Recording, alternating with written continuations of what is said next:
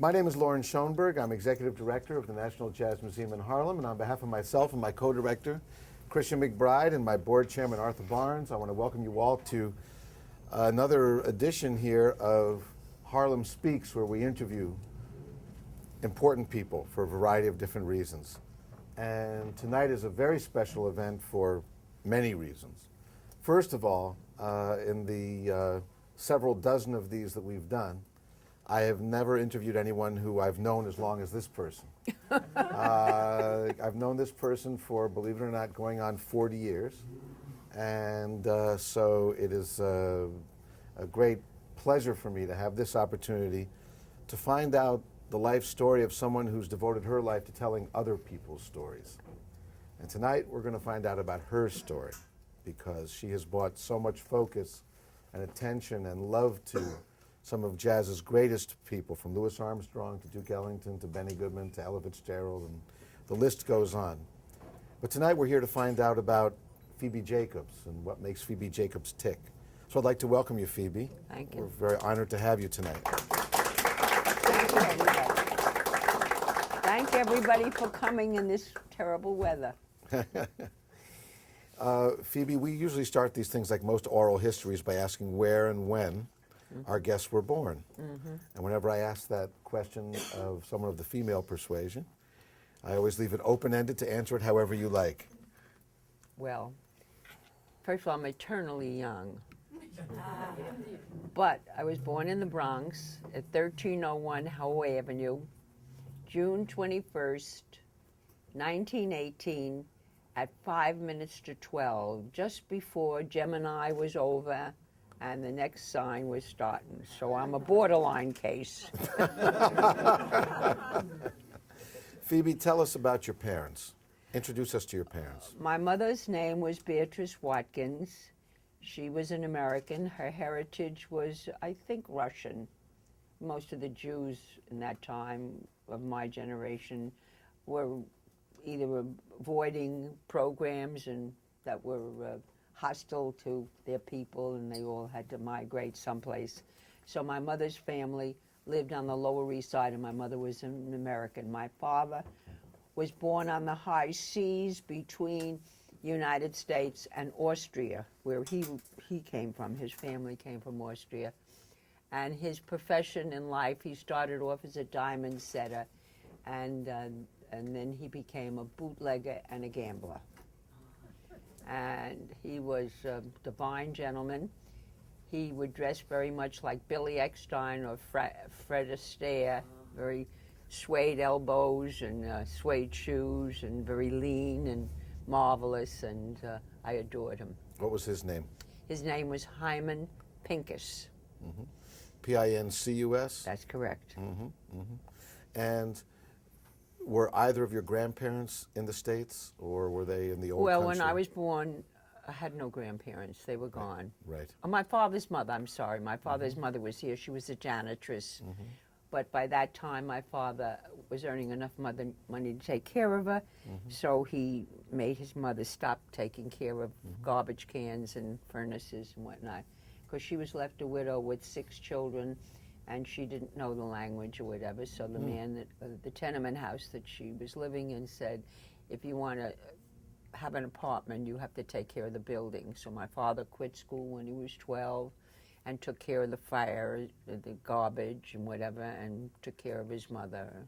So How did it happen that they wound up in the Bronx? I guess my mother there was a place for Jews to be, you know. You find that ethnic groups kind of cling together, and people migrated from the Lower East Side to the Bronx. You got an inexpensive apartment or whatever. My mother lived on the 5th floor. I was born on a kitchen table. And, you know, she had a midwife deliver me. So I guess money was an issue, and maybe they got a cheap deal on the apartment. I don't know. Tell us about the neighborhood where you grew up, please. Well, I left the Bronx when I was 5 years old, and I grew up on 95th Street and Riverside Drive, because my father was really swinging then, and we were living it up. And I was kind of a lonely kid, because my father slept all day and was out all night, and there wasn't I wasn't allowed to bring children in the house because there was always too much noise. And I had one friend who is still my friend to this very day. Who's that? Leona Kosh, who's now in a facility, assisted living. She was fortunate in life, but she got a stroke early, and so she's not in capacity. She's not in the capacity to take care of herself. She's not as blessed as I was. Right, right. But we remained friends all our life. Mm-hmm. What about siblings? Any brothers or sisters? No, but I was an only child. My mother said I only have one, and she's a good one. Well, that's true.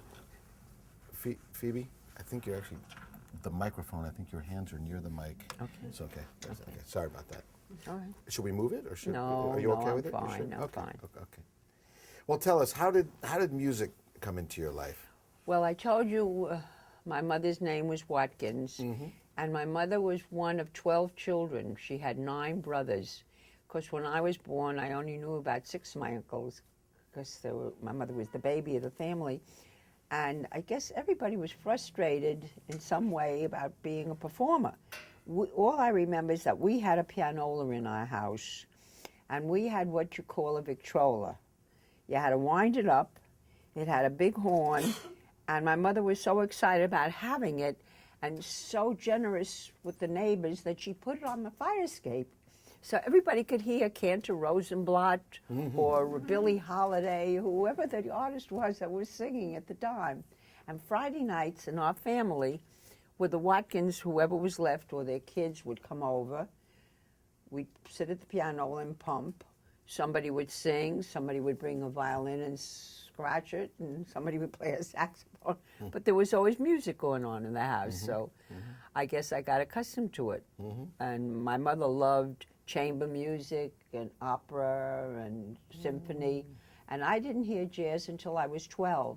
And the first song I ever heard was Duke Ellington, I Let a Song Go Out of My Heart, and June Richmond sang it. And I heard that song and that band, and I was absolutely, I couldn't believe what I was hearing. And of course, my mother didn't want me to have any jazz records in the house, so I used to go over to my uncle's house, where he had Count Basie. No, not Count Basie. He had Louis Armstrong, Duke Ellington, and Billie Holiday in those days. I don't think Basie was really recording a lot. If he was, this is about 1929, 28. And that summer, I think the summer I was about 11 years old, I heard in his house Louis Armstrong playing Stardust. And then I was swooning. I became a degenerate, and after that I could not get enough. Just, what were your school experiences like? I was a lousy student. If I didn't copy from somebody else's paper, I'd still be in school. Okay. I was a daydreamer, and numbers, I still can. I mean, if I'm working for you, Loren, and I'm doing your payroll, I'll do it right. But don't ask me to figure out my checkbook. Okay. Forget about it. I don't know how to do 2 and 2. It's just I have no patience for numbers. And I guess I just didn't have think it important enough to care about, although I did care about literature and history. I excelled in that. I got very good marks in literature and history, and I wrote a lot. I wrote some things for the school paper that I did fairly well at. And of course, then I took piano lessons and ballet lessons and elocution lessons. Well, my father was doing fantastic. I had where do you ever see a white mink coat on a kid 8 years old? They used to think I was a singer's midget when I walked. A singer's midget. Jesus. So what did you know, or not what did you know, but what did you come to find out in later years about your dad's life and about about being a, as you said, a bootlegger and all that? I adored my father. Yes. And I believe my father loved me, although I never remember my father saying, I love you. I never remember my father coming over and hugging me or kissing me, yet I felt he cared about me enormously. And one of my earliest memories is my father coming back on the Ile-de-France from Europe, and wheeling a doll carriage down the gangplank, and in that doll carriage was a doll for me. And I guess that kind of just won my heart, and because I had that doll almost until about 10 years ago. So I guess I started to appreciate my father when he was arrested. He was mentioned in the Kefauver Investigating Committee for being one of 50 undesirable Americans that were in the United States illegally. And upon investigation, I found out that my father had been on a fishing trip with Jimmy Blue Eyes and Mikey Coppola and some other colorful characters, and they had had a storm and sought shelter in the port of Bimini, which was an English port. Consequently, the boat, when it came back to the American shores, they had to fill out a ship's manifest. That's the law. And the ship's manifest makes everybody fill out where they were born and what their status is. So my father wrote he was born on the high seas and his status was an American. Obviously, in Kefauver's investigating committee, when he investigated this whole gang of people that were on this fishing boat, they found out that my father was not born in America. He was born on the high seas. They couldn't find any papers, naturalization or whatever.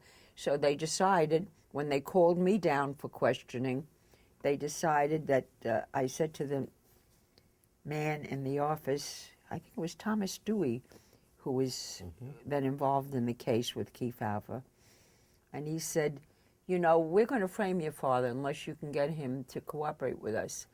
I said, you know, I hate to think I'm bringing my children up in a country that you would do such a thing just to get what you want. He said, well, we want to get evidence on Mikey Coppola and Jimmy Blue Eyes. Jimmy owns half of Las Vegas, and this other guy is partners with Lansky and a lot, people that I didn't know anything more about than what I read, because I never knew my father's business. He never discussed anything with me about that nature of it. But I knew one thing. I knew my father was a man of his word, and he had a great deal of character. If he said to somebody, I'm going to do something for you, he lived up to everything he ever said. Because when I was 13, I remember eavesdropping on a meeting he had with a man, and this man said, well, Pinky, if you give me your word that you're going to do it, that's good enough for me, on a handshake. I guess in those days, that's the way people did things. They didn't need contracts.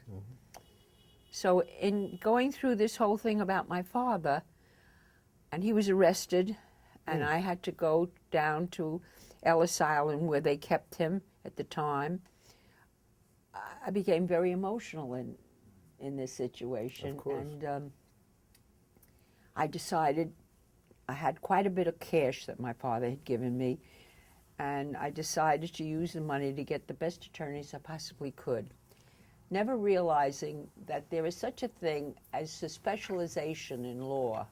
I mean, I just thought you would go to a lawyer. It's a lawyer. No, but you had to have an immigration lawyer that really knew what they were doing, which I got.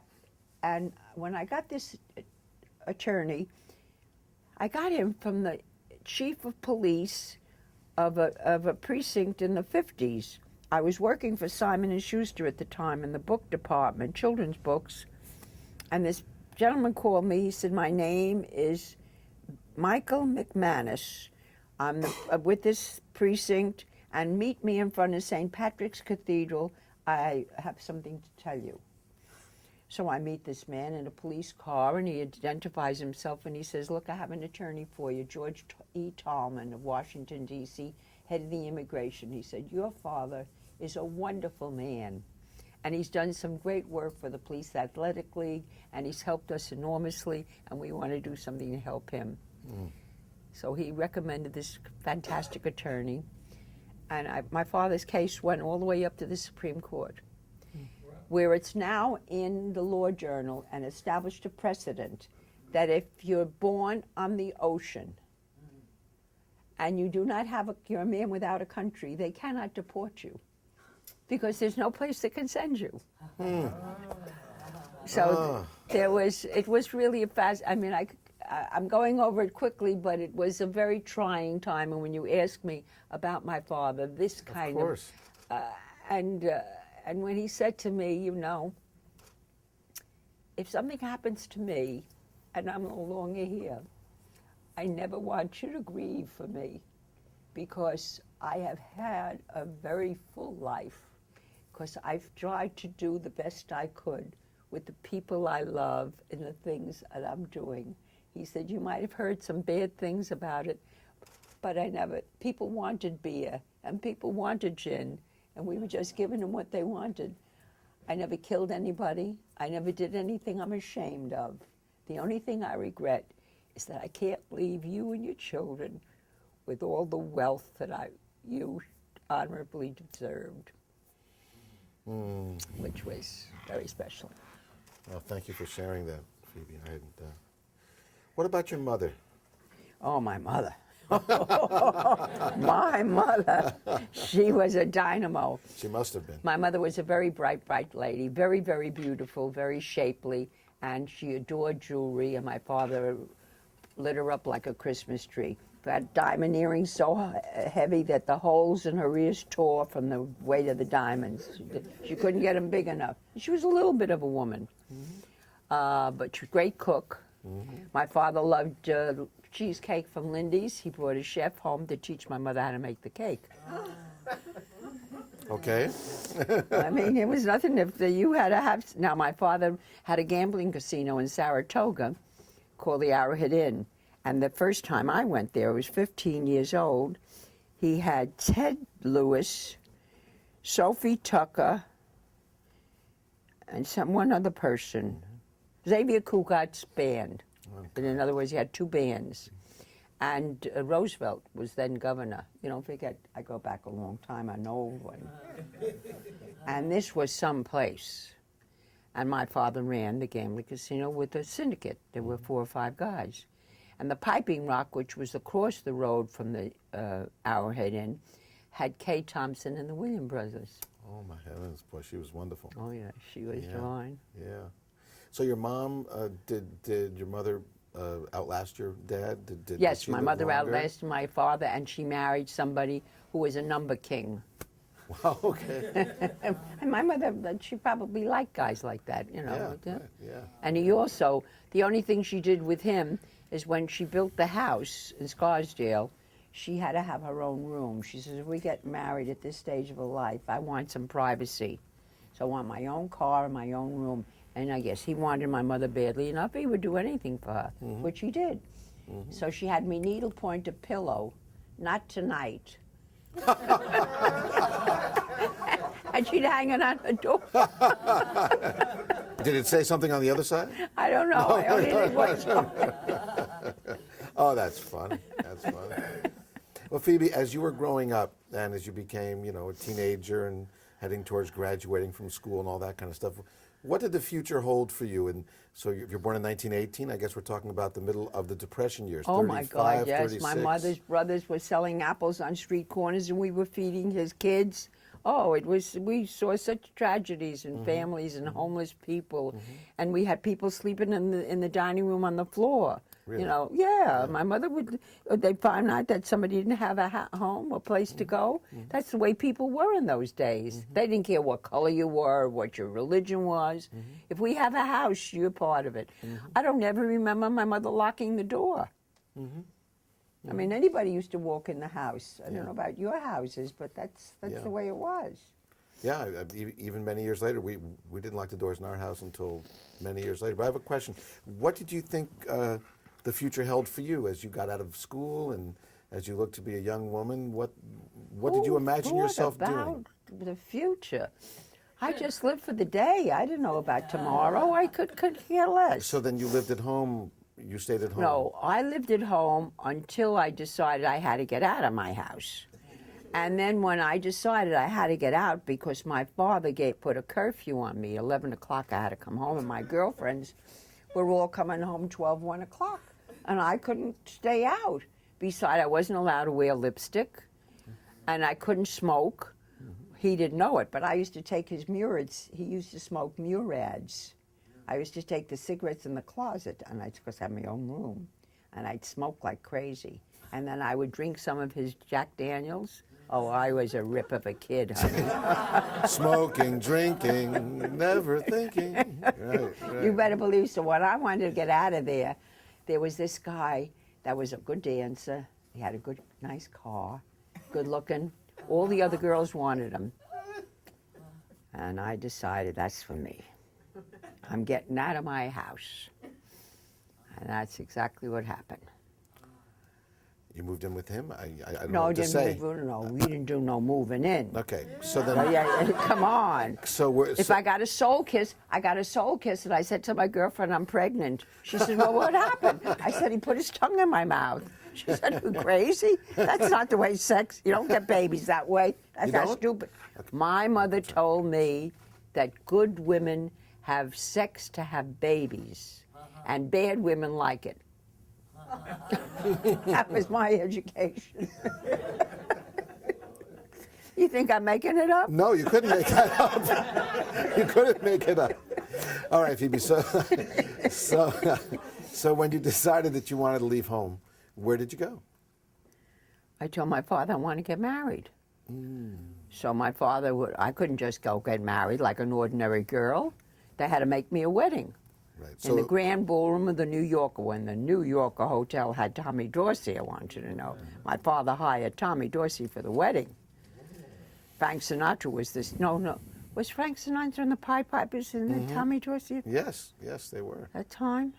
Or maybe Jack Leonard was there at that time. I don't think I saw Frank Sinatra then, no. Now, was this Lou? Are we talking about Lou? No. Lou was my third husband, dear. Okay. The first husband was the father of my children. His name was Carl. He looked like Tyrone Power, and he drove a convertible Buick, and he had a hardware store, automotive supplies, on 2nd Avenue, 9th Street. And he wanted to open more stores, so he sent me to my father to get him more stores. So my dad helped him until he had 4 stores. And when it got to a point, everything I wanted for my kids, if I wanted bunk beds or send them to camp, he'd say, ask your father. Ask your father. So when my son was going to be bar mitzvahed, and he told me, go ask your father what kind of bar mitzvah he wants to make or whatever, I thought to myself, I had it with this guy. I mean, I wasn't madly in love with him. I didn't fall in love until Lou.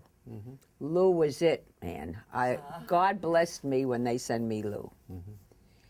And so I told my mother and father I want to leave him. So they said, forget us. We're never going to help you.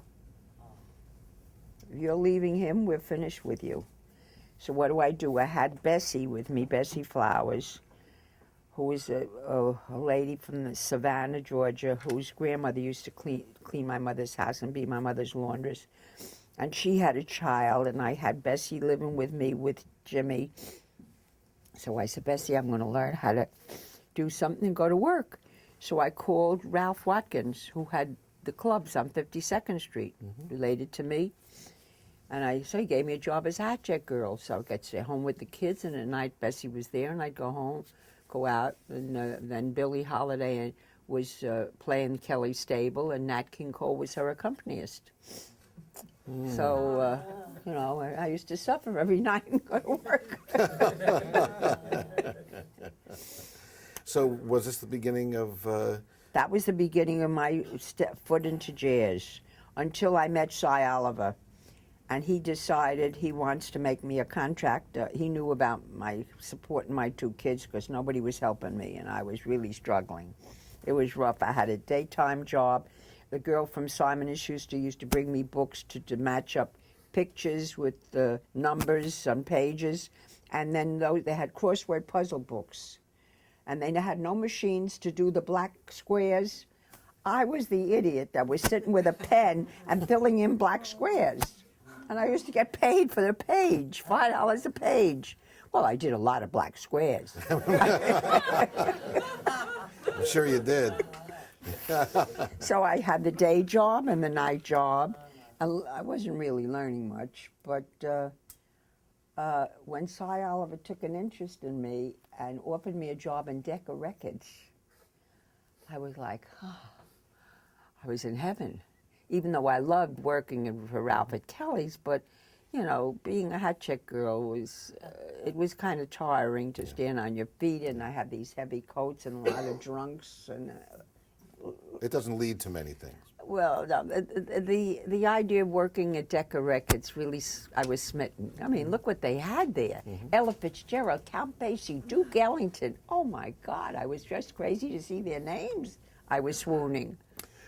Were the Cap brothers still involved? Jack Cap and all those Yes, yes. And Morty Palis was one guy, and Milt Gabler, Billy Crystal's uncle, Milt Gabler. Oh, he was a dreamboat. And they put me in the union because I could do chopsticks. They made me learn how to play chopsticks because you have to play a piano to get a card for Local 802. And they made me a contractor. And what happened is that Cy Oliver gave me hot trumpet players, a list, and trumpet players for pop music, and bass players for one. And in other words, he gave me categories, so you could be an idiot and you could be a contract. It didn't mean anything, but I got paid $82.50 for every session that I booked. So I booked, let's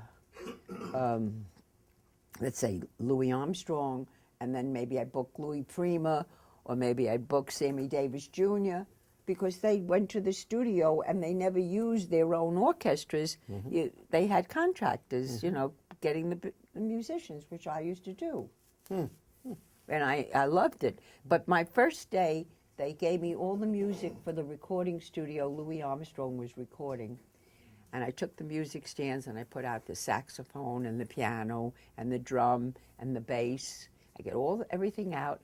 And when it comes to the trumpet stand, I don't have any music. So I walked back in the office and I said to this girl, Margaret, well, I guess I'm finished. She says, what's the matter? I said, I lost the trumpet part. So she gets hysterical, and with this, Pops just walks in. And she says, Mr. Armstrong, she just lost your trumpet part. And he cracks up. So I said, well, what the hell was I to do this for spite? Why are they laughing at me? I started to cry. Oh, Jesus. Oh, I was a wreck because I was going to lose my job. So they said, don't you know nobody writes for Louis? Oh. He comes out there and he just does his thing. So all that 3 years after, I was the lady, he'd see me say, you lost my music. He never remembered your name anyway. Right. What a magic thing. What are some of the highlights of the years at Decca that you remember? I mean, with either working with Cy. Tell us more about Cy Oliver. What kind of man was he, and how did you meet him? I met Cy Oliver in Kelly's stable. You see, when I used to tell a story to people about Nat King Cole being Billie Holiday's accompanist, they told me, you know something, I think you're making that up. But when he wrote his book, Nat Cole, he wrote that the first time he ever sang was in Kelly's stable when Billie had a bad fix and she was stretched out in the dressing room, and Ralph told me to go back, tell her the show is on. You see, this was during the war years. So our patrons were sailors and soldiers, and they weren't exactly the most polite, particularly that of a couple of bears, you know, a guy on a shore leave or whatever. He takes some good booze and whatnot. They get a little ornery. Yep. Come on, sing Melancholy Baby or whatever they'd ask for. So when Billie couldn't make it out of the dressing room, I couldn't get her to stand, Ralph said to Nat, start singing. Well, he had heard him warm up when, you know, a couple of times. He didn't think he was great. He admitted, you know, I thought he's all right. He sings a little soft, you know. but he did. Yeah. Ralph Watkins, now you said that your mother's maiden name was Watkins. Yes. So that's how they were related? Yes. Was he a cousin or uncle? Uncle. His father and my mother were the closest in the family. In fact, my mother was the executrix of his father's will. His father owned King's Beer.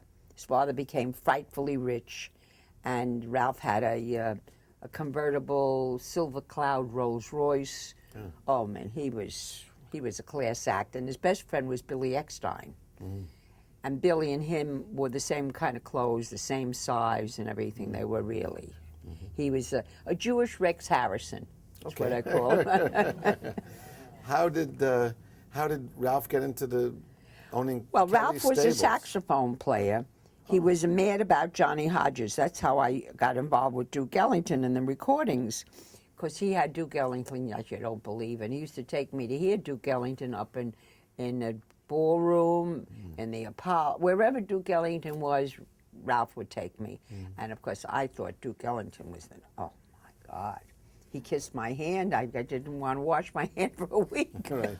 He was a charmer. He was. He wasn't a handsome man, but he had something that was so sensuous and so full of charisma that and he made you feel like you were the most gorgeous woman in the world. Well, you know, later on I knew he was full of crap, but...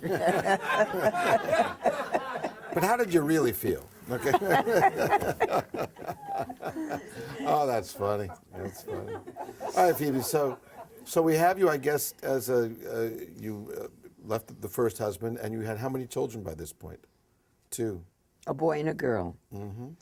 And I sent him to singing lessons. In fact, when I worked for Jubilee Records, which I went to after Decca, I got my daughter to sing with be a backup singer because I could get some extra money. I had to sell the kids to get the kids in the act.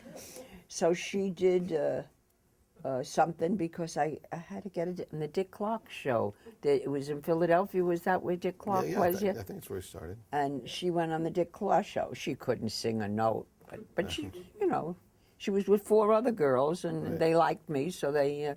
And Cy Oliver was our musical director, so he coached her. Oh, yeah, okay, yeah. And I was with Cy when he discovered Bobby Freeman. We were out in Detroit. Cy took me to Detroit because he said Mahalia Jackson told him about this lady, Della Reese, in her church that was so special. And when I went into that church and I heard Della Reese, she had the most exquisite gospel rendition of a song that I've ever heard. Of course, I wasn't familiar with gospel, but she was exquisite. And right then and there, we signed a contract with her. And she said that she was very interested in this little boy whose father was a baker down the street. He was only 16 years old, and she wanted us to hear him. So Morty and Cy said, well, go ahead, Phoebe, go on, she likes you. Go over with her and listen to the kid. So they take me in a garage. Della takes me into a garage. There's a little upright piano, and this scrawny little kid sits at that piano and starts to hunk out, do you want to dance? Hold me tight. You know, remember that song? Yeah, that sure. Bette Midler did it. Bette Midler did a cover on his Bobby Freeman thing. Yeah. After he made the hit, she took it. Okay. And this kid was so special. I could not believe that he wrote the words and the music to this and played the piano. Never took a note in his life, a lesson in his life. Never read a note of a piece of music, and just did this. Nobody in his family was musical or anything. So we came back home with the song, and of course, Della sang it for Cy, and then we taped it, and then we finally got the thing recorded. So they said, well, let's bring the kid to New York. He didn't have any shoes. He only had sneakers and torn pants. I had to dress the kid and everything else. So we got him to New York, and I took him to Philadelphia to the Dick Clark show. All dressed up. He didn't know how to act. He didn't know how to shake hands. He was completely ignorant of social grace at all. But he was such a hit on that show that day that I guess it just went to his head, and he got involved with somebody with drugs, and that was it. Oh, what a shame. Yeah. So you mentioned that you're married 3 times. Do you want to talk about The All second right, one? so the second marriage was, oh, we got a guy for you. Oh, you know, those friends you can live without. We have a guy for you. Okay, I don't go dig blind dates. Well, we're going to invite him to the house. Maybe he'll come over and whatever. So this hunk of a guy comes in, and he's really very good looking, no doubt about it. And I have met bullshitters in my life. But this one really, he took the cake. And was he so smart? That Sunday the first Sunday I knew him, he wanted to take my kids out. And he brought my daughter a doll. And he told my son he's going to take him to the World Series. So, you know, he started to romance me through the kids. And I was living in a very nice apartment in Forest Hills. I was taking very good care of myself. I was doing very well. I mean, not sensational, but I was getting along very nicely. And he said, I think we ought to get married. So I guess the Ben Martin's Riviera was open then. You guys never heard of that. Over the George Washington Bridge. In Fort Lee, right? In Fort Lee, on the cliffs of New Jersey, there was a old mansion that they made a nightclub. Their claim to fame was Dean Martin, Jerry Lewis was in there, Sophie Tucker. I mean, old timers like that. Francis Langford, Bing Crosby, some old timers. But they had a gambling casino, and it was hush hush, but they did a lot of very, very good business. No, so what Milton did, this drop-dead guy that they introduced me to, he's hired a stretch limousine in those days and pulled up to my mother's house, and my mother was, okay, this guy looks okay. She passed her judgment on him, and he took us out that night and ordered red sparkling burgundy and da-da-da, da-da. And my mother said, well, I don't know, he's worth, you know, did he propose? So finally, when he did propose, he said he'd move in with me because my kids were going to school in Queens. And he did. And if you're married 3 days, and the doorbell rings, and there's a man shows me a badge, and he says, well, we're here to seize your property. I said, my property? He says, well, you have a mink coat, and you have a baby grand piano.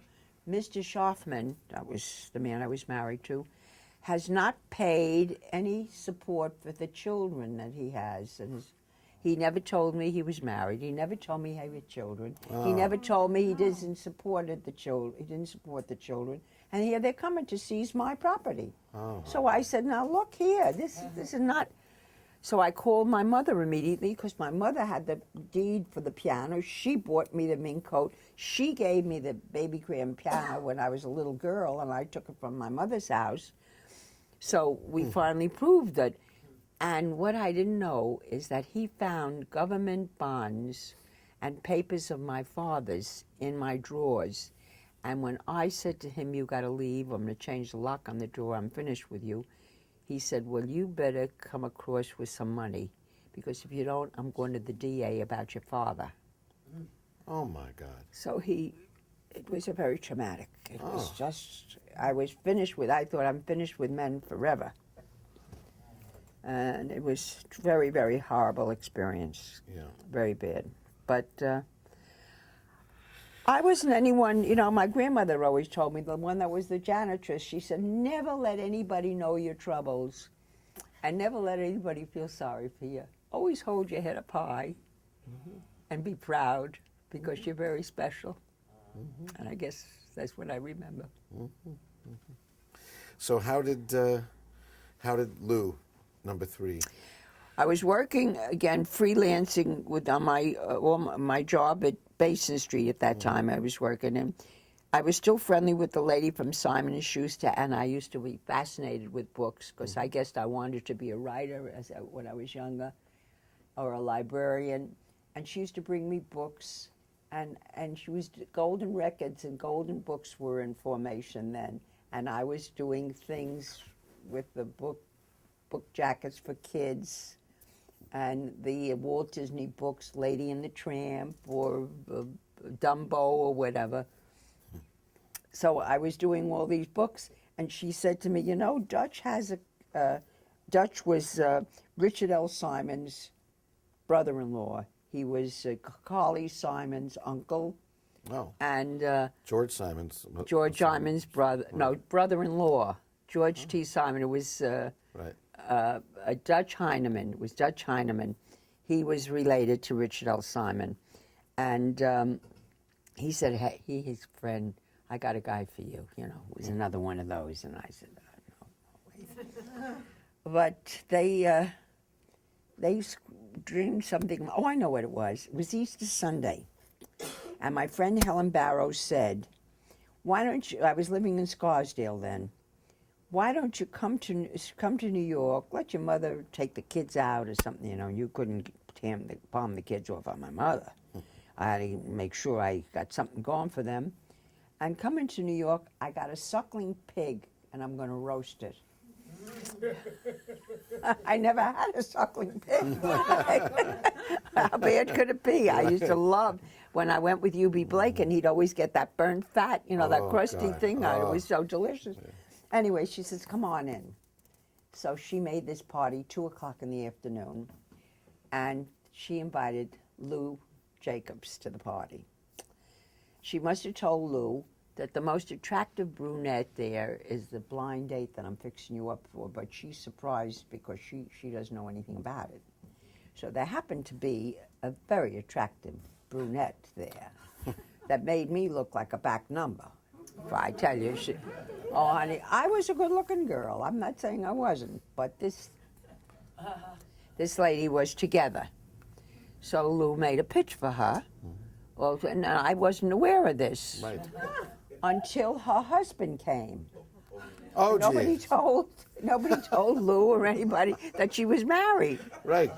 Norman, he was somebody that did some things.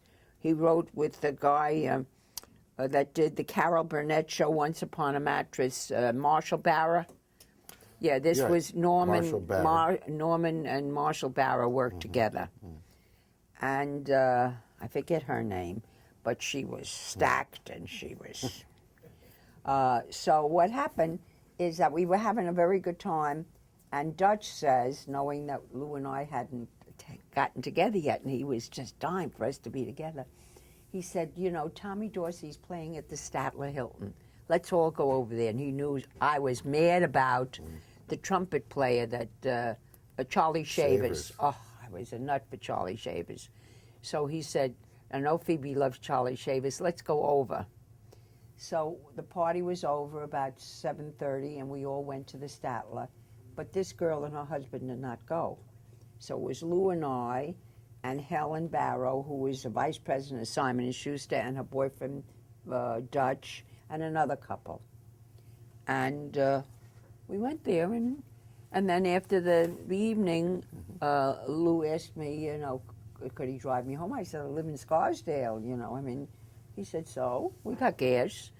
So he drove me home, and he said, you know, give me your number. So I gave him my number, Circle 56400, Simon & Schuster. I didn't give him my home number. No. And he called me the next day, and he said he had tickets for West Side Story. Oh, I said, man, this guy, he's something else. West Side Story. I was flipping. So that's what we started.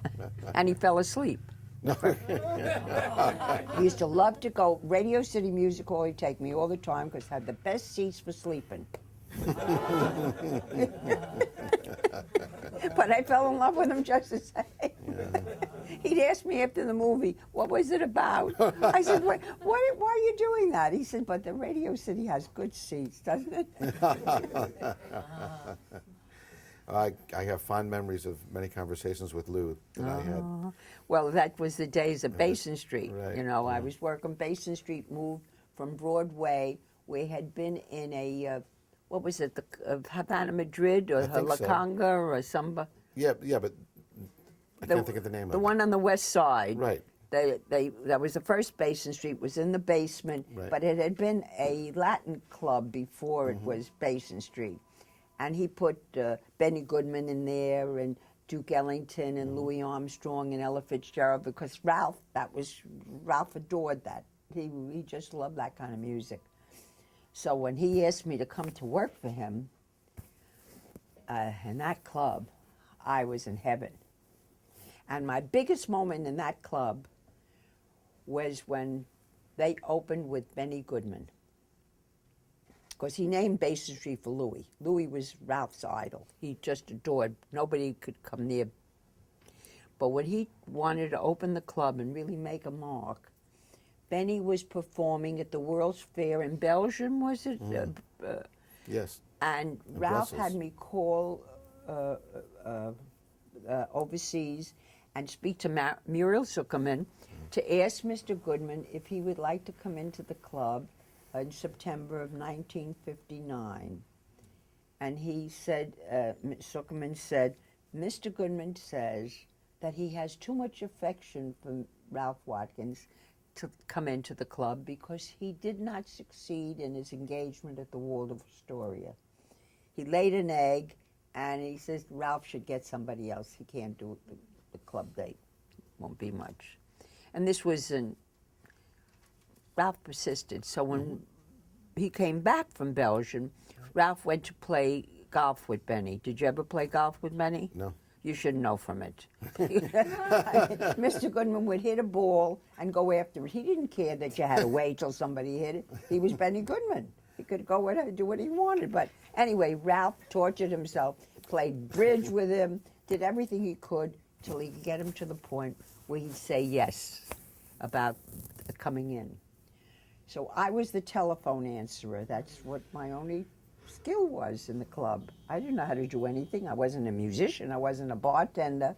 I wasn't a waitress. Wasn't a bookkeeper, so I answered the phone. Hello, this is Basin Street. I had 11 reservations. I had 11 lines, and I used to write nicely, and I would type. I had my IBM. I was fine. Finally, Ralph said to me, I want you to design the sign. I want you to do this. No, he said, now, you figure out what we're going to call the charge we're doing on the table, because I didn't like cover charge. So he had me coin the word music charge, because that's in essence what it was. Right. It was the first club that ever did that. Really? It was $2 music charge. So you can imagine how long, 1958 they opened. Now the night that Benny Goodman was opened, he said to me, I want you to get the personnel in the room, and I don't want a single patron to come in. Keep the front doors locked until I tell you to open them. Let everybody line up in the street. Ah. So they were knocking on the window. The guy from the hotel was saying, hey, what's going on there? We got a crowd, the police, blah, blah, blah, blah. Ralph said, let it come. Now call all the newspapers and have them come and take a picture. That's how they did it. That's how he did it, so that the second show, when Benny opened, he came out and he says, well, where did everybody come from? Right. You know, he didn't even start a play. He was in a state of shock, you know, where he'd respond. Yes. And after he loved the room and he adored it. So while he was working there, after that engagement, Ralph said to him, you know, I understand you're doing a Swing into Spring with Ella Fitzgerald and Peggy Lee. He said, why don't you ask Phoebe to come over to the studio? She would just die. Oh, and he took me to the studio where he was doing the show. And I was sitting there, and Ella Fitzgerald and Peggy Lee was singing with Benny Goodman. Oh, God. I can't tell you. So that was the night that he said to Peggy and Ella, why don't you come over to the club? Because he was doing the show in the afternoon. They taped it. And come to the club and you see this is a great place for you guys to work. Oh, my God. And that's how Benny was the one that, so Ralph always called it the house that Benny built. Yeah, yeah. Because he did that, yeah. Now, did you know Peggy yet, or that's the first I knew time? Peggy from Decca, but it was Miss Lee. Yes. I never called her Peggy. Nobody called her anything but Miss Lee. And when Miss Lee came, she called from California to say, I want you to tell Mr. Watkins that I don't like where his stage is. I don't like it on the south part of the room. I want it in the middle of the room against the left wall, and I want a white baby grand piano. So I told Mr. Watkins, who had 2 partners, and they said, why don't you tell her to screw herself? What is she? We're going to Tell Miss Lee to screw herself. I said, I'll give you the number, you tell her. So, anyway, P.S., we did exactly what she wanted. And when that woman came in that room, it was sheer magic. There were lines around the block. Well, that's when Peggy Lee really started to really get up there. You know, wouldn't you say so? It was the start of everything. Yeah. And what did Peggy Lee have, for those of us that never saw her in her prime? What was Peggy's thing? What did she? Well, I think to me, you know, after listening to Ella and Sarah, Peggy couldn't compete with them. She never had the chops.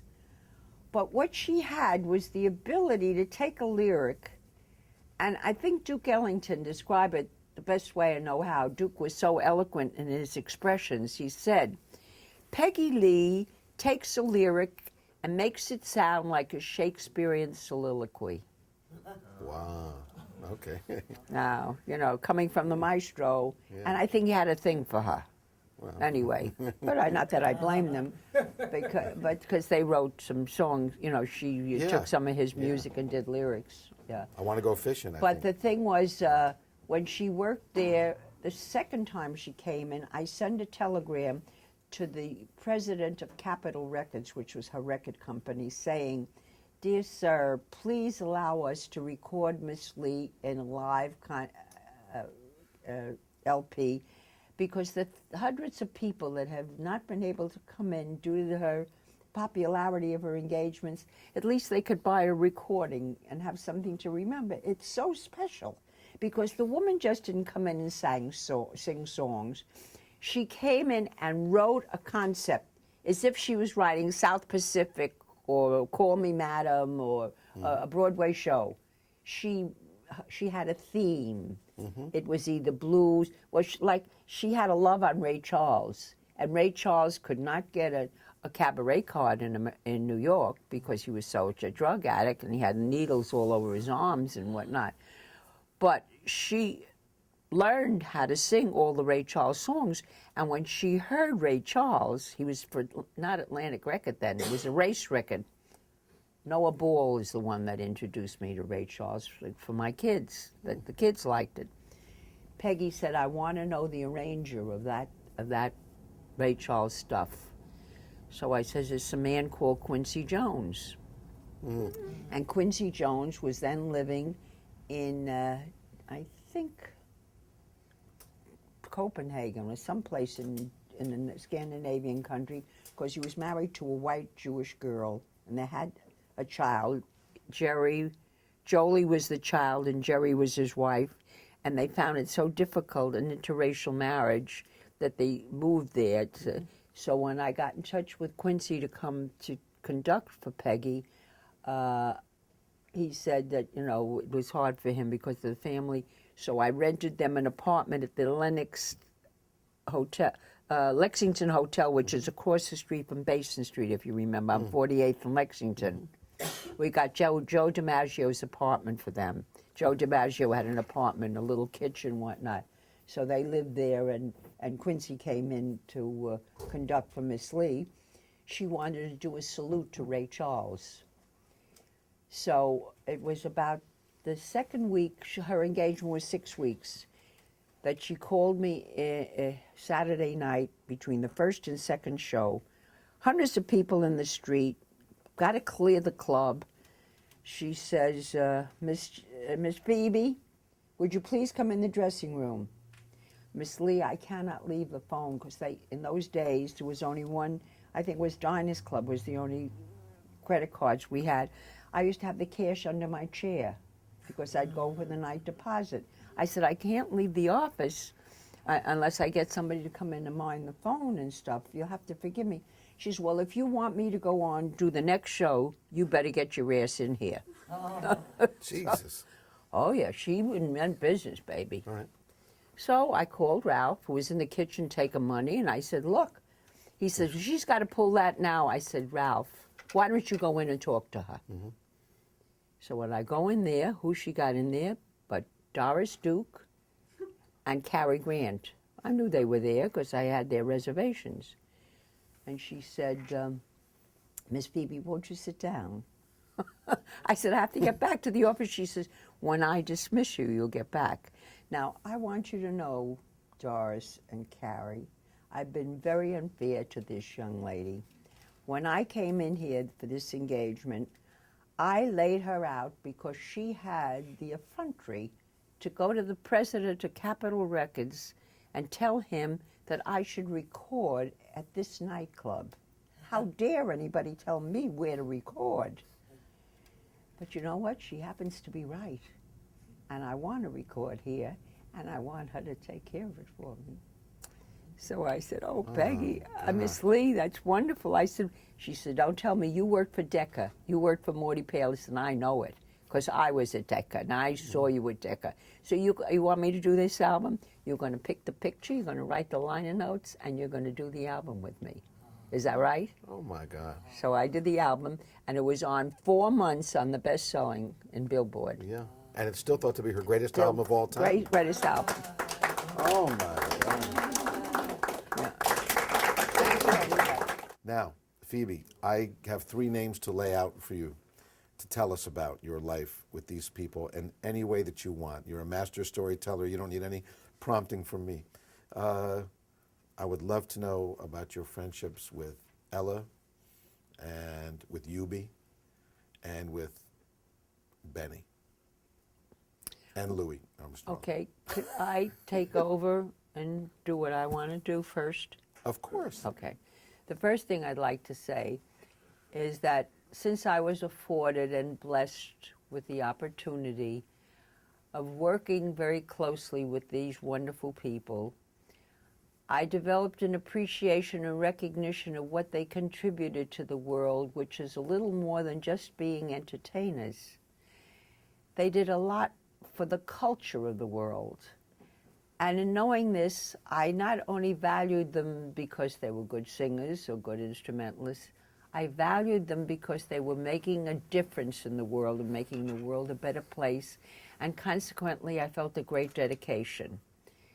Now, if you don't know it and you haven't been there, you've got to visit the Louis Armstrong House, which is in the capable, wonderful hands of Michael Cogswell, who treats this house like it was a shrine, and he treats our archives, which I collected and I put together because Louis Armstrong left me in charge with his legacy and heritage, and he keeps every one of Louis' papers and mementos like they were jewels from Tiffany's or Cartier's, and it is very worthwhile seeing. Consequently, my opportunity of getting involved with all the people that Michael asked me about came from a natural desire of mine to recognize and appreciate fully what these people have done. And I think the awareness started when I went to work for Rockefeller Center. Nelson Rockefeller hired me to create an entertainment room atop of the Rainbow Room and Rainbow Grill had never had music since the war started. In other words, the Rainbow Room was built in 1933, and it had Ray Noble when it started, but when the war broke out, he kept music out of there. However, he felt that now that the war was over, this was 1966 or 7, I think, he asked to meet with me. He asked me to come to his office, and I was, of course, very enchanted, even though I was not a registered Republican. I voted Democrat. But he was a charming gentleman, and he told me he appreciated and recognized what people have done in the jazz world to make this world a better place. And how could you resist anybody like this? So in taking the position, I found out that he had an empty garage on 55th Street, and I asked him if he would let me have it. And the reason I wanted that is that I had gotten a call one day when I was working in the nightclub Basin Street East from a young man who said he'd like to come into the club alone. He doesn't have a date. Could I? And I said, well, you don't have to come alone. I'll sit with you. He said, because my father is going to be performing. He said, but he doesn't know. I haven't seen him, and he doesn't know I'm coming.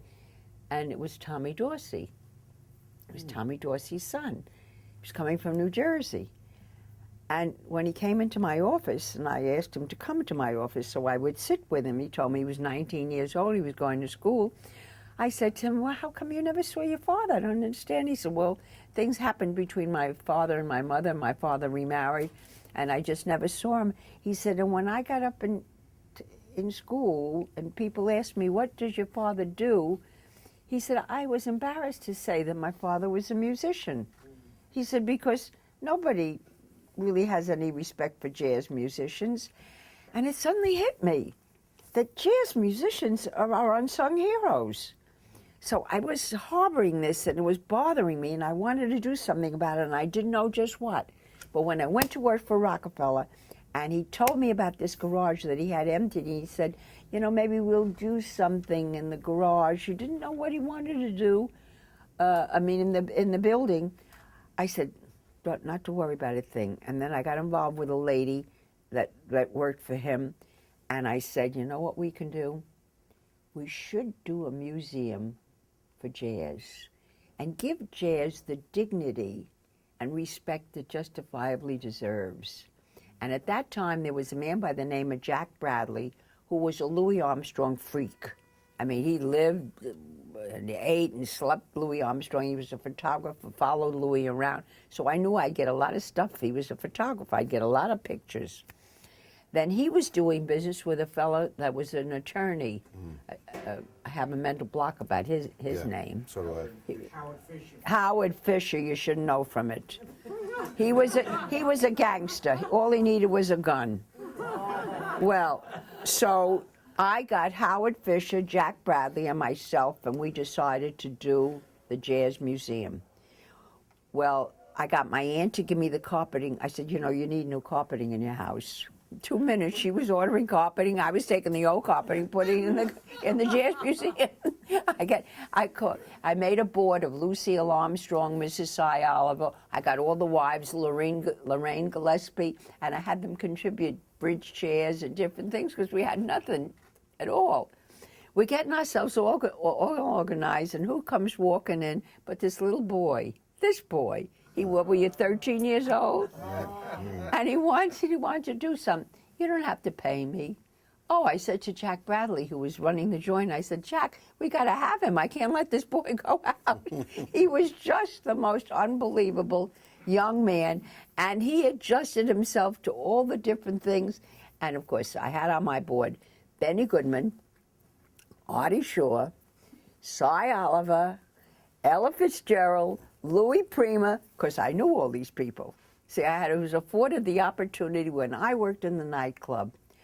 I was just not a telephone answer to them. When they were in trouble, after appearing at the club 2 or 3 times, they called me. Phoebe, we need help us. Louis Prima called me from the road. I'm on the Jersey Turnpike, and I got a new singer. Keely and I split, and I got to get addressed. What are you doing tomorrow? Can you take us shopping? I mean, that was the kind of thing that went on. Yeah. Duke Ellington, I'm going to move my mother and father from Washington. I can't stand that damn cemetery they're in. What are you doing tomorrow? Let's go up to Woodlawn. I'm going to buy a plot. I mean, I became involved with these people. They trusted me. They cared about me. I cared about them. I mean, how fortunate I was that they had, you see, because most people believe that performers, that people are looking for something from them. You know, what does this guy want? Why is he hanging out? Well, there was no such problem with me.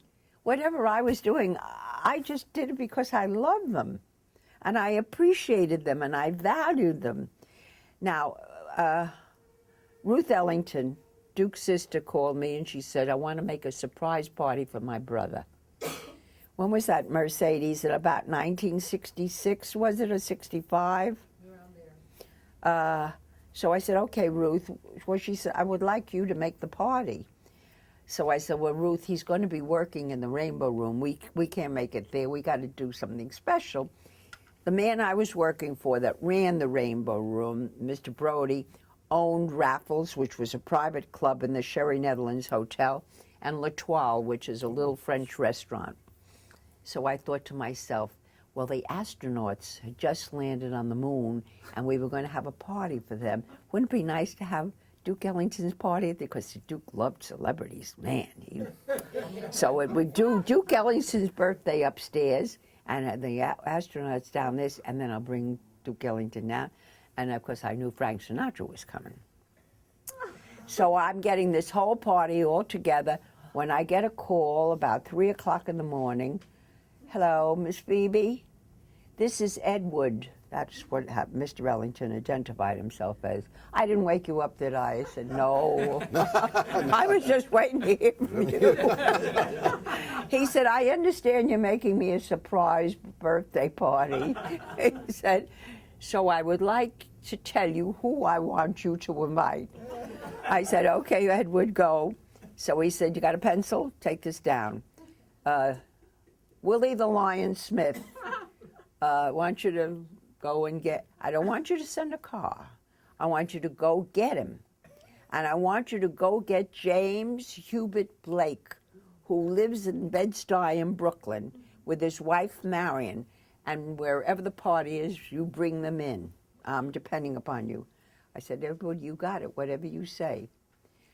Now, I called Sister Ruthie, and I tell her that surprise is no longer. Oh, she said, why did you tell him? I said, he told me. Well, of course, she probably let it slip, or I don't know, whatever happened. So my husband went for Mr. Willie the Lion in Harlem, and I took a limousine and went out to Bed-Stuy for Hubie. Now, I knew Mr. Blake. I had met him in Carnegie Hall when he was recording at the age of 85, I think was his first recording that they ever did on him, and I admired him enormously. He came out to the car, and you know, sometimes it's instant connection. Mm-hmm. There was something about Hubie that was so special and delicious that I just took to him instantly. Marion scared the heart out of me because she was a real rip. Mm. You know Marion Blake? No, Did you know? No, I didn't. Oh, man. Everybody she thought was on the make for Hubie. He was 90 years old. He could hardly walk. So, anyway, I took them to the birthday party. And, of course, I mean, not that he required it, but I did everything I could to make Hubie. And then when I brought Frank Sinatra to the table, so in the course of the time as it marched on, I got more and more friendly with Hubie Blake because he was so grateful for the fact that we took such good care of him. We took him home. They invited us to their home for dinner, and who would come over but Bill Cosby? Because Bill Cosby was, all his children were named with the letter E beginning in honor of Hubie, because Hubie was their godfather. I never knew that. Yeah. In fact, I got a call from Vegas once, and Bill said to me, I understand Hubie's in the hospital. I said, yes. He said, you're going to see him? I said, I bring him matzo ball soup every other day. He loves matzo ball soup. So he said, well, are you going there tomorrow? I said, I think so. He said, I said, you're working in Vegas. How are you going to come? He said, well, I have somebody that's going flying their own jet, you know. He came with 5 little bouquets of flowers, and Hubie said to him, what the hell are you doing? You got a job. You want to lose your job? He said, well, I wanted to come to see you. That's beautiful. And Bill Cosby would do things like that. He loved Hubie. He just adored him. And, of course, Hubie was somebody so special, and my husband adored him. And my husband was not a show business guy at all. In fact, I'd say, Lou, I'm going on the State Department tour with Lucille Armstrong, and she wants you to meet us in Poland. And he loved Lucille. He said, I'll see you when you get home, you know. You know how Lou was. He was very the only thing he ever did was Benny wanted him to drive him. Because Benny liked Lou, too, because Lou was a very laid-back guy, and he didn't get excited about show business people. He respected your privacy, and he was, cool. So what happened is that Eubie and Marion kind of took me to their heart and would invite me, and they were there the day that I got the news that my mother died. And Eubie put out his hand and he said, "You're our little girl now." He said, "So don't you ever, every Sunday, because I used to go to my mother's every Sunday, and I took Marion and Eubie to my mother's house." He said, "You got to come to us every Sunday now."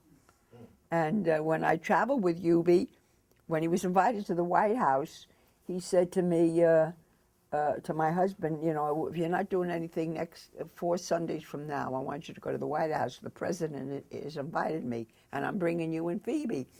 So Lou said, "Eubie, you know so many people so much longer than you know Phoebe and I." He said, "Listen here, you." He said, "It's the quality of a relationship that counts, not the quantity." He said, "And you and Phoebe are going with me to the White House." And we went. And Marion gave me $10,000 to go buy her a mink jacket and pearls, and you dress me. I said, "Marion, you're a size 18 let out. I mean, where am I going to find? You dress me." 18 let out. That's what she was. She had a body like this. So I went to Altman's was in business then, and you can't go changing hats and different things back and forth. But I decided, I dressed Carmen Gray once, I dressed Stella Reese, I dressed Peggy Lee. I'll see what I can do. What's the worst that could happen? So I got her a boxy jacket and a skirt, and I figured she has a lot of beautiful waists, and I bought her a lovely string of pearls and a lovely pair of white gloves and a very pretty silk purse, and I bought her a mink stole. How could you go wrong? If you're throwing mink around your shoulders, you got to look like $1 million, right? So that's what Marion wore to the White House. And sitting in the White House, you sit in the East Room. Everybody is at a table with another dignitary of the cabinet. So Eubie was sitting with President Reagan. I was sitting with Nancy Reagan. My husband was sitting with Henry Kissinger. And the round tables are all kind of surrounding Eubie. And I can't wait. I'm doing this to listen to Eubie, what he's doing, The president says, "Oh, Eubie," he said, "did you ever think you'd make it to the White House?" So Eubie said to him, "Well, to tell you the truth, I never thought I'd get here unless I had a mop or a broom." He said, "But now that you got the Chinese prime minister here, I guess you could use me, because I demonstrate what democracy is all about." He said, "When my mother and father were slaves, and look at the way you're honoring me now," because he was getting the Distinguished Service Medal or whatever Eubie was getting at the time. And Eubie said to me, when we had time alone, "How did you fix it up that I get this medal?" I said, "What are you kidding?" I said, "What the hell do I know? I don't even talk to the president. He don't talk to me. I mean, I know you think I'm wonderful, but how wonderful am I?" He said, "I know you started the ball rolling. Don't tell me." I said, "Eubie, do you remember all the times you told me your mother prayed to Jesus and you never believed in Jesus? You told me that your mother was praying and it didn't do no good." I said, "Well, that was the prayers that were answered now." Oh, that's beautiful. That's beautiful. So he really loved that. He squeezed my hand. Because I didn't admit to him, but I started to work on Nancy Kissinger to get that. When I was working for James Brody, he owned the Oyster Bar on Grand Central Station, and I find out from Mr. Brody that they're going to close Grand Central Station. You remember that era? Yes, it was very... And I find out that Jackie Kennedy is the lady who's going to control the board or whatever. So I said to Mr. Brody, "I got to meet Jackie Kennedy." He said, "Phoebe, now look, don't get carried away. She doesn't sing or dance." I said, "But Jerry, she can do something." So I said, "It would be nice if I could meet with her. I think I could help her." He said, "Okay, we'll have lunch." So when Mrs. Kennedy was coming, Jackie Kennedy was coming in, we went into the Oyster Bar, and I sat down and I told him that I told her that I was working for a lot of, I said, you know how entertainers, how important they are. I think the most important entertainer that you could use right now for this project would be U.B. Blake. She said, I adore him. He's a wonderful gentleman. So she and U.B. were the ones that saved Grand Central Station. And she was at all the functions. My gosh. She's just as dear as she could be, and kind and sweet. And that's how the station was saved. Oh my gosh. Phoebe, tell us about Ella, if you might. Well, Ella Fitzgerald I knew for 10 or 11 years, and it was always, oh, good evening, Miss Fitzgerald. Oh, hello, Miss Phoebe. Oh, you look so nice from last year. You cut your hair, didn't you? Oh, you dyed, you did that. You know, that kind of silly female stuff, nothing. One day, Ella calls me and says to me, how about coming into the, like we was a coffee shop in Huddles or something, and we'll have an English muffin and coffee. Ella asked me, it was like caviar. I was going to have caviar and champagne. Right. English muffin and coffee with Ella Fitzgerald, man. Right. So I go in, and she said to me, you know, I think you can help me with a wig. She said, you know, I'm having so much trouble with my hair. It's breaking off and this and this. Not to worry. I'll get you a wig. So I got her 3 or 4 wigs, and then we started to get friendly in that engagement. So the second or third night she was there, she looks at her watch, and I used to take her home to the Algonquin Hotel. And Pete Cavella was her band boy and road manager. And I said, she says to me, you can wish me a happy birthday. Oh, I said, Ella, is it beautiful, your birthday? Tell me, when did you have a party that you really remember? She says, are you kidding? Whoever had a party? She said, I've never been any place where I knew enough people to invite to a party. I was heartbroken. So I took her to the hotel. It was like 2:30 in the morning, and I called Ralph Watkins. Wake him up, of course. Ralph, it's Ella's birthday. What are you bothering me? Send her flowers, make her a cake? Goodbye. So I said to myself, I'm making her a party. So the next one I called was Edward Ellington, because I knew he would swing it for me. And he never slept until it got light. I called him, and he said, why don't you meet me? We'll go to Rubens. He didn't want to talk on the phone. He wanted company to have a club sandwich or something. I got with him, and I said, it's Ella's birthday. He said, fine, we're gonna do it. You tell me what, you want the whole band? You know, whatever you want, we'll do it. So he knew that Johnny Hartman was Ella's favorite singer. So he said he was going to get Johnny Hartman, and he told me who was in town. So I called. Now, I knew Mickey Mantle was somebody that Ella Fitzgerald adored. So I called Yankee Stadium, and I found out where Mickey Mantle was. And then I called Joe DiMaggio, and I called all the ball players. Well, she loved ball players. And I got Benny Goodman, and we got, everybody was in New York of any importance. I called the Waldorf Towers, where all the celebrities stayed. So I got a lot of celebrities from them. I forget the pictures. I can't remember all the people that were there.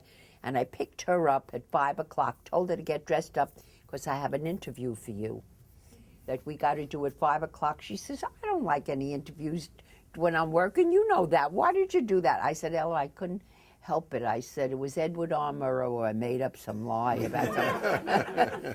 So I pick her up, and I made her get dressed up, and she never let me come with a limousine. I want to give the taxis in New York an opportunity to earn money. So you take a taxi and get me. Brought it to the club, and I had a red carpet rolled out, and the room was in darkness, and she walks in, and they put up the lights, and Duke plays something, High the Moon or Yellow Basket, I don't know what he played, and everybody yells happy birthday or whatever they did, and she takes her pocketbook and whacks me. Oh, that's beautiful.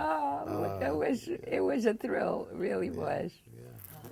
And after that, she invited me to her home, and when I come to her house, I'd sleep she had a guest quarters, but I'd sleep in the second bedroom next to hers, and you weren't allowed to talk to her when the soap operas were on. What I didn't know about soap operas, she said to me, don't you know what happened to Gal Sunday, or some kind of widow? Oh, Widow Brown. What was the widow soap opera? Some widow, somebody. I said, I don't know her. She said, well, don't you ever do the soap opera? I said, I don't know nothing about soap operas. She followed all the soap operas. You couldn't talk to her when a soap opera was on. So, and then she said to me one day, Sunday, the help is off. Put on a raincoat on top of your pajamas. We're going out for breakfast. I said, well, where are we going to go for breakfast? With pajamas and a coat? She said, we're going in the Rolls Royce. She had a gorgeous Rolls Royce. So she gave me a trench coat. We go in she's sitting in the front with the driver, Ernie. I'm in the back, and we drive into McDonald's because she loves Eggs McMuffin.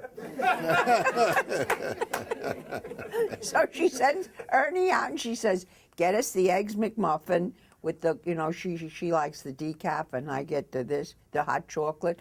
And we're sitting and some people come by and they said, look at that rich bitch in the back with her maid and her. Oh, Jesus. Now, that was one Ella story. The other Ella story that's great is that every time she came to New York, I used to take her for interviews. I'd take her to CBS, NBC, ABC, any place. Everybody wanted her. She was a great person to interview. So we'd go, Pete and we're going from NBC to CBS, and we'd have a lot of time in between. I said, Ella, will you excuse me? I'll meet you over in Edward R. Murrow's office. I'm hungry. She said, so am I. So I said, but I'm going to have a hot dog in the street. So she said, so Pete, get us 2 with the works and 2 7-Up. Now this woman is standing there with a sable coat and a sable hat, her emerald ring, and her diamond bracelet and her alligator purse, and she's standing there and eating that hot dog and drinking that 7-Up, and a man comes over to her and he said, pardon me, madam, you look just like Ella Fitzgerald. She says, everybody tells me that. Oh, that's classic. That's the truth. Phoebe, I can't let this interview go by without finding out about the incredibly important philanthropic work that you've done, and the Armstrong Foundation, and specifically this incredible project that you've done. Is it at Beth Israel? Well, no, I must tell you that Louis Armstrong used to rely on me for certain things that frightened me. You see, he had a manager, Joe Glazer, who worked for Al Capone. So I am telling you about some kind of real rough guy was Joe Glazer. He used to send me to take care of Louis' mail. The first time I went out with a typewriter, a shorthand book, pencils, stamps, and I come to Louis, and I'm ready for dictation, and Louis says to me, what's that for? I said, well, I'm going to answer your mail. He says, look, if you're a good girl, I'll let you lick the stamp, because they won't pull off stamps then. I'll let you lick the stamps in the envelope. But I do my own mail. And I see this man sitting there at the typewriter, typing a single-space letter, 2 pages. And I said to him, how long did you know this man? He said, I don't know him.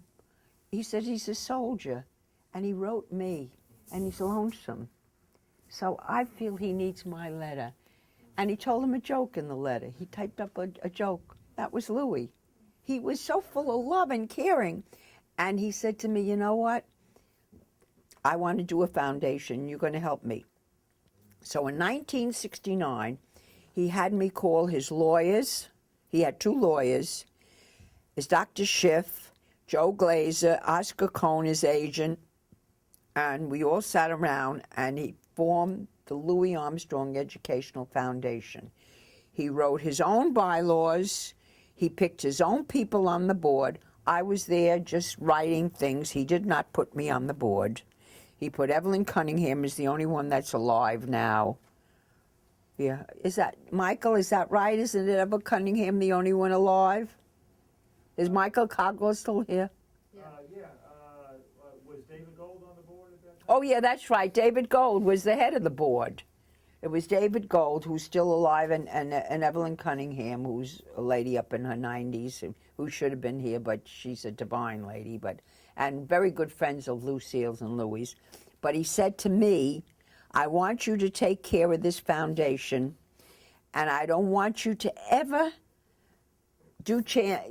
sell chances or create an atmosphere where you're going to ask people for money. But you're going to keep the foundation alive by using my face, my voice, or my papers. And the foundation is dedicated to music and education. And you're in charge of my legacy and my heritage. And gave me a letter to that effect. Well, I felt he gave me $40,000, and I went with the lawyer to the bank, and I got the tax-free status and so forth and so on. And I thought to myself, Jesus, what a trust that is for somebody to do, because I knew how important it was to him, that I became consumed by it. And of course, when I heard, now we have Jackie Harris here, who's the director of a camp, the Louis Armstrong Summer Jazz Camp in New Orleans, which was something that Louis would have adored. First of all, he's a boy from New Orleans, and she's doing a job on that camp that's fantastic. In fact, some of our kids go right to Juilliard. Then we have a lady here whose son, the Louis Armstrong spirit, don't let anybody tell you he's dead. We don't see him, but he's alive, believe me. We had a spirit of Louis Armstrong that permeates wherever I go. We have a school in Corona, East Elmhurst, called the Louis Armstrong Middle School. A lady here is a mother of Eugene Park is here. Her son was a student there. He won a scholarship in Juilliard. He's a violinist, and he studied to be classical. I prevailed upon him, his mother, to teach him, let him learn jazz. He's now in Korea. He's a famous jazz violinist. This comes out of Louis. There's a boy, Jonathan Batiste, who won a scholarship, who was working for Wynton Marsalis and is now working around. There's another girl. What's the piano player in Columbia? Courtney what? Courtney Bryan. Courtney Bryan, also from the Louis Armstrong Jazz Camp, won a scholarship going to Columbia University. So these things are generated. Louis' spirit is just going. Now, he was a patient in Beth Israel Hospital every time he got sick. And when I used to question, why are you going to Beth Israel Hospital all the way down at First Avenue? And he said, first of all, they have good chicken noodle soup. And, you know, that's very good for you when you're sick. Besides, my doctor belongs there. So when he passed, we wanted to do something in the hospital which would kind of make Louis' spirit live in the hospital. So I said to the doctors there, his doctor had retired, but he was still a consultant, Dr. Zucker, would you accept $25,000 and do something with children in the pediatric ward for Louis? He said, look, dear, you can't tell a hospital what to do with money that you give them. They just, you know, and we don't do anything with music. Well, it took several years until we convinced them that we wanted to do something, and it came about from an attorney that we're working with by the name of Richard Netta, who was handling the Victor Borgia estate at the time, as well as Louis Armstrong estate. And he said he knows of a way he can help us get music therapy going, because they were just starting it at the NYU Medical School. It seems that hospitals say, unless you have the right credentials, you cannot go into a hospital and work around children without being trained to do so. So about 12 years ago, we started the Louis Armstrong and Lucille Armstrong Pediatric Music Therapy Program. When 9/11 occurred, the hospital called in a panic, and they called me, naturally, I'm the contact. Mrs. Jacobs, could you please help us with some more music therapists? We have firemen and policemen that are being brought in here in shock, watching people jump out of windows, and we need music therapists desperately. So I said to the doctor in charge, well, let's form a Louis Armstrong Music and Medicine Clinic. right away. So you can't do it with the pediatric people because they're trained to take care of children. The adults have to be handled in another way. So that's the way we did it, and we gave birth to the Louis Armstrong Music and Medicine. And we treat musicians mostly, because musicians don't get any compensation for hospitalizations and stuff and whatnot. And once a year we have a little fundraiser, and we get gifts from odds and ends of people. We don't ask for anything, but people just give it. In fact, this Mr. Netta, how much did he get for us, Jackie, you remember? $500,000 for our therapy program. So, first he wanted to give us money to put Louis' name on a door in the operating room. Oh, I'll give you a big brass plaque. I said, Louis couldn't care less. Keep your money. We don't want that. If you're going to do something, do it for people. Right. So that's how we got that. Now we're working.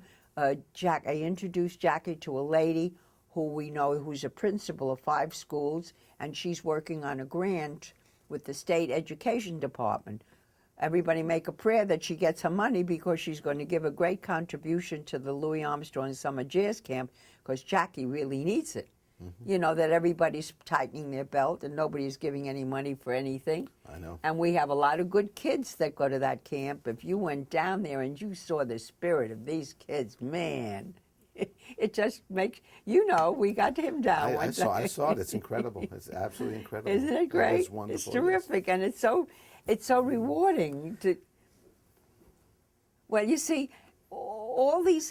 I'm just giving back the pleasures that I got, but also I'm growing into recognizing that our music is part of America's culture. It's just not music. We've given it to the world.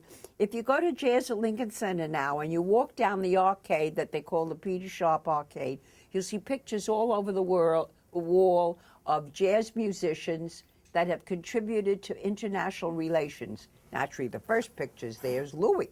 Now, Louis is being carried on a beach chair like a throne through the mobs in Africa. And you see Duke Ellington in Turkey or India, or Dizzy Gillespie and another. I mean, these musicians, Benny Goodman in Russia, these musicians have done wonderful work as ambassadors. Yes, they have. Yes, they have. That's why we're building a museum. That's right, definitely. A jazz museum, and God bless you for that, and all the you. wonderful things you do. And I watched him. There was a period of our life where I hated him. He was a snotty guy, because he worked for Benny Goodman, and he got an attitude. And he forgot where he came from, and he forgot who was his friend.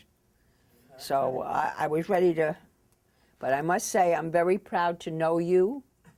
I feel very honored that you have done what you've done, and we share a mutual admiration and appreciation for the art form. Yes. And thank you so much. Oh, thank you, Phoebe. Thank you, everybody. Thank you, thank you. If anybody wants to ask a question, I'll be happy to try to answer anything I can. Question, Dan? About Benny Goodman's 100th centennial celebration. What's the news about? Oh, you should ask. Well, Jackie and I are working on the centennial. Again, the trust and faith and love. Benny's family called me up and asked me to take care of his centennial several years ago. And Rachel and Benji, which are his only real daughters, said they want me to, they know that their father would have liked it, and I was very honored. And I've been fortunate enough to work with Jackie Harris, and we get along pretty good. Even when we have differences, we know how to patch them up. So, and I need her expertise in many areas, so we work together on the centennial. Right now, as of yesterday, there was an enormous article in the Wall Street Journal by Wilfred Wall. Did you read the article? Yeah, and Loren got wonderful, excellent notes. Did he? Yeah. Of course. Well, Loren. Yeah. So don't forget, Loren had the last band that Benny worked with, and we had it televised. So Loren got to be, he learned a lot from Mr. Goodman. Mr. Goodman was a very special artist. And of course, what's exciting also, Dan, is that we commissioned Victor Goines to write a piece honoring Benny Goodman, and the piece is called Benny Now, Then, and Forever, which is great. And the city of Chicago, where he was born, is putting a concert together, free in, I can't name the park. What's the park? Millennium. I can't say it. Anyway, they got a thing going in that park. We have Northwestern University is doing a thing. Washington, D.C. Wynton Marsalis is doing 3 concerts in Rose Theater.